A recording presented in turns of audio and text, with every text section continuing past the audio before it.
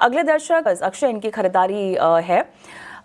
Buying price इन्होंने अपनी हमें बता रखी है ऑलमोस्ट 779 और नज़रिया हमें नहीं पता, लेकिन बाइंग प्राइस के हिसाब से और कंसिडरिंग हम देख रहे हैं इतना एक्शन फिलहाल इस स्पेस में और इस काउंटर में दिखाई दे रहा है, कितने तक का टारगेट आप शॉर्ट टर्म में अगर मैं चाहूँ इनके लिए समझना, तो आप क्या रेकमेंड करेंगे?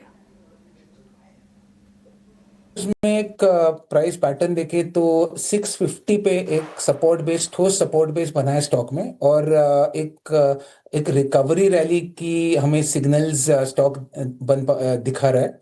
तो फिलहाल रिकवरी रैली की उम्मीदें हैं।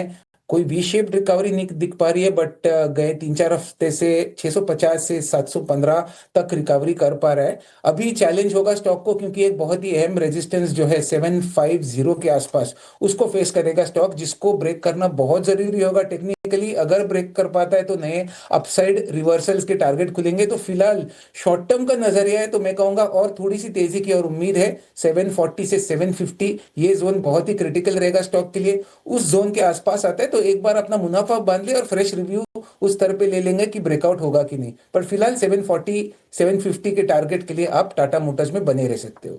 चलिए, 740 750 के टारगेट्स के लिए टाटा मोटर्स में आपको रुके रहने की सलाह दी जा रही है। अक्षय, बहुत बहुत धन्यवाद, आपने समय दिया, तमाम सवालों के जवाब दिए। कोई डिस्क्लेमर्स देना चाहेंगे?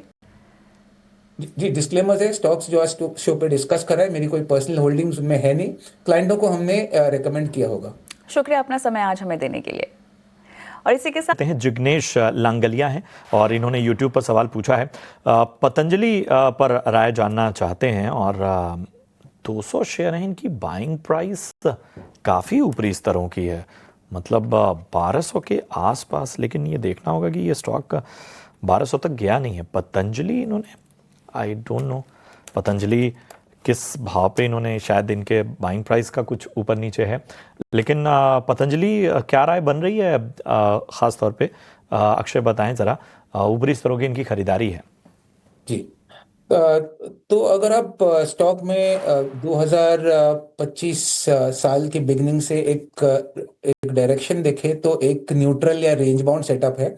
540 के लेवल से हमेशा स्टॉक उछलता है और 650 के आसपास आता है तो वहां पे स्टॉक में एक रेजिस्टेंस देखने को मिलता है। फिलहाल 600 Midway of this entire price band में हम ट्रेड कर रहे हैं। तो शॉर्ट टर्म में अगर आप देखें तो हल्का सा एक सपोर्ट जोन 580 के आसपास बन पा रहा है। अगर शॉर्ट टर्म का आपका व्यू है तो मेरे हिसाब से 575 का स्टॉप लॉस रखना बहुत जरूरी है। एक न्यूट्रल टेक्निकल सेटअप है, तो इसमें अगर आप मिनिमम 1 ईयर प्लस के होल्डिंग से बने रहे तो उम्मीद कर रहा हूं कि जो एक साल से रेंज का दौर चल रहा है वो पॉजिटिवली अपसाइड ब्रेकआउट की तरफ ओपन अप होगा, और लॉन्गर टर्म में शायद 750 प्लस के टारगेट आपको बनते हुए दिखेंगे। तो लॉन्गर टर्म का व्यू से आप इस स्टॉक में होल्ड करके चले। शॉर्ट टर्म व्यू है तो स्टॉक में काफी चॉपीनेस दिख सकता है और उसके चलते क्लैरिटी हमें नहीं मिल पाएगी। तो होल्ड करें, पर लॉन्गर टर्म से होल्ड करें, ये सलाह रहेगी पतंजलि में।